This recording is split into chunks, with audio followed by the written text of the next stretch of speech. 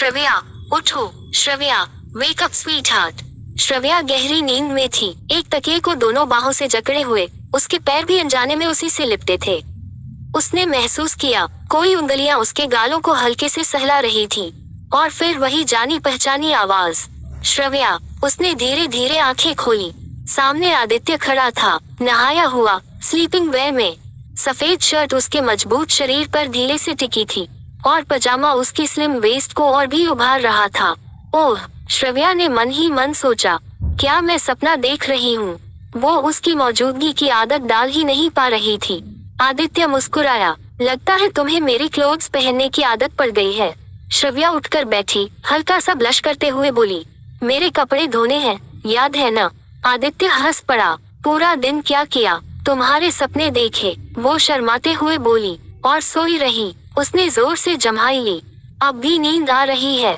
तभी तो जवाब नहीं आया। आदित्य ने राहत की सांस ली। एक पल को डर ही गया था।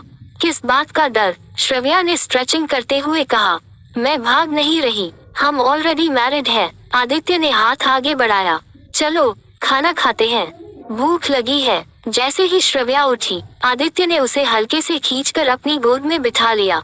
उसने उसे बाहों में भर लिया। वो आलिंगन सुरक्षित था, अपनापन भरा हुआ। उसके माथे पर एक नर्म सा किस दिया। अब चलो, वो मुस्कुराया, खाना ठंडा हो जाएगा। श्रव्या हंस पड़ी, उसका दिल जाने क्यों तेज धड़क रहा था। दिन के दौरान आदित्य ने अपने काम की बात की। 2 हफ्ते दूर था। वो बोला, कल शहर से बाहर जाना पड़ेगा। कोई बात नहीं, श्रव्या ने शांति से कहा, मुझे भी अपने प्लान्स पूरे करने हैं। शादी की फॉर्मल प्लानिंग की बात आई तो श्रव्या ने सॉफ्टली कहा, मुझे अपने पेरेंट्स को बताने के लिए थोड़ा समय चाहिए। आदित्य ने बिना सवाल किए सिर हिला दिया, मिस करूंगा तुम्हें, वो बोला। श्रव्या ने आंखें झुका ली, मैं भी। रात को दोनों साथ लेटे। कोई जल्दबाजी नहीं थी, बस पास होने का सुकून था। आदित्य की बाहें उसकी कमर के चारों ओर थीं, उसकी सांसें उसकी गर्दन को छू रही थीं। आदित्य ने श्रव्या से पूछा, क्या मैं आगे बढ़ सकता हूँ? उसका सवाल सुनकर श्रव्या ने शर्माते हुए हामी भरी। उसकी रजामंदी पाकर आदित्य की खुशी का ठिकाना ही नहीं रहा। उसने उसे कसकर अपनी बाहों में जकड़ लिया और उसे पैशनेटली किस करने लगा। उसके शरीर पर अपने प्यार की निशानी छोड़ने लगा।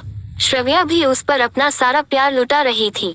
थोड़ी देर बाद दोनों के कपड़े फर्श पर थे, और 2 जिस्म प्यार के समुंदर में गोते लगा रहा था। 1.5 घंटे बाद, थैंक यू, उसने नींद में बुदबुदाया, मुझसे शादी करने के लिए। श्रव्या वर्मा से श्रव्या आदित्य रॉय कपूर बनने के लिए। श्रव्या ने मुस्कुराकर अपनी आंखें बंद कर ली। उसका दिल भरा हुआ था। अगली सुबह आदित्य ने घर के स्टाफ से उसका परिचय करवाया। रोसा, उसकी सबसे भरोसेमंद हाउसकीपर। रोसा की आंखों में चिंता साफ दिख रही थी।